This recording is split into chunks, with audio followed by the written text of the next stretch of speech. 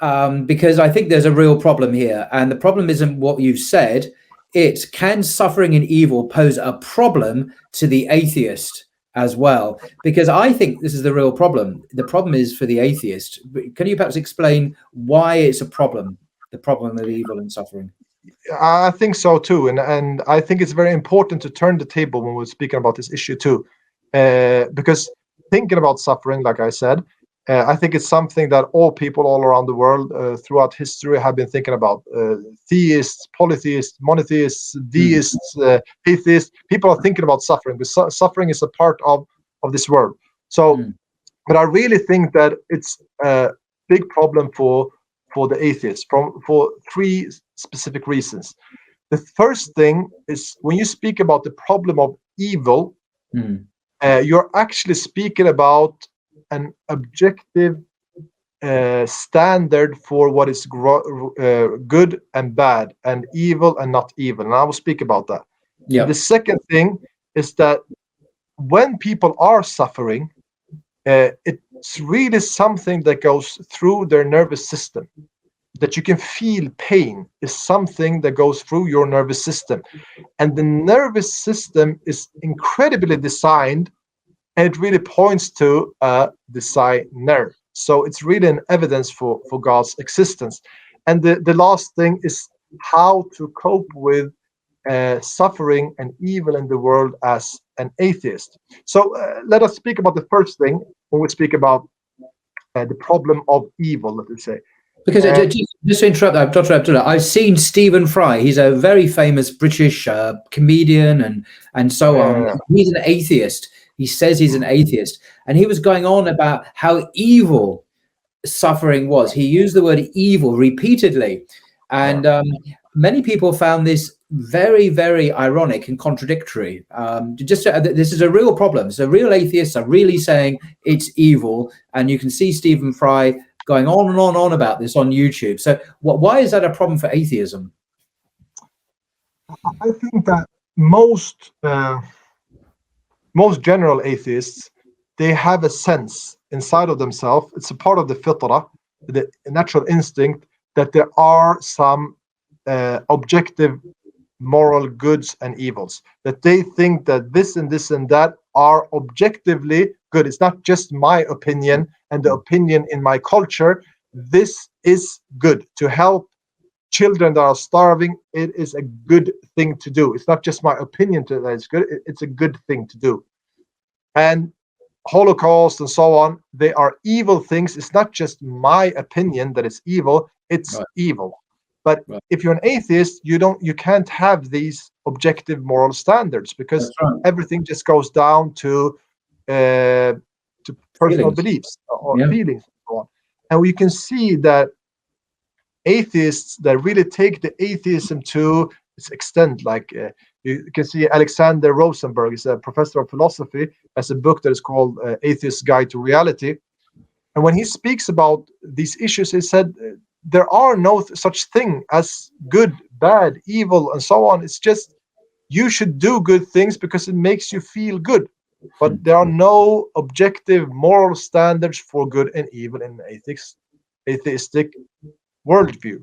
You can even see, like, I don't know if you read the books of Yuval Noah Harari, Sapiens and Homo Deus.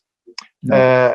They're quite interesting books when he's speaking about these things, because he's a real Darwinistic atheist, and he takes all of these things to he's a real nihilist.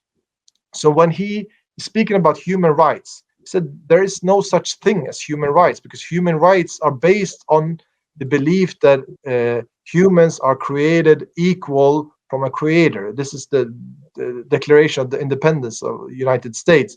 People are not created, in his view.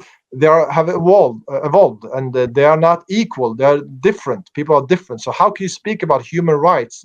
This is a metaphysical concept. It's like we don't have any rights. We're animals. We're evolved animals. So when atheists usually speak about these things, I think they kind of go back to their fitrah, their natural instinct, that there are some objective moral good and evil. They're using religious language.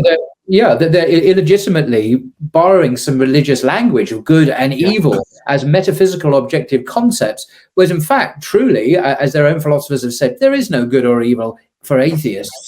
So actually, it's a bit of a tricky argument, because they're borrowing religious language and saying, "Oh, but we don't believe in religion." They can't really do that consistently. Yeah. And the second thing is the nervous system. Why do people suffer? Why do we feel pain when I do like this? It's because I have a nervous system. If I would not have a nervous system, I will not feel pain when I do this and this and that. And I'm not a doctor, so I can't speak about how the whole nervous system is built up and so on. But you can just go into YouTube and write human nervous system, and you can, when you see these things, it's just Allahu Akbar, like Subhanallah, how just in a microsecond, when you do like this, you can feel straight away in a microsecond pain. And if we would not feel pain, we can lose our legs and we don't know, which is someone cuts off our legs and we don't know what's happening with us. So it's really a signal for us that there's something wrong here. There's something wrong in your body here. You can feel pain here. Okay, you should go to the doctor, you should look it up and so on. And this is pure design. And the design points to a designer. So the whole thing, the whole concept of suffering goes back to an incredibly designed nervous system.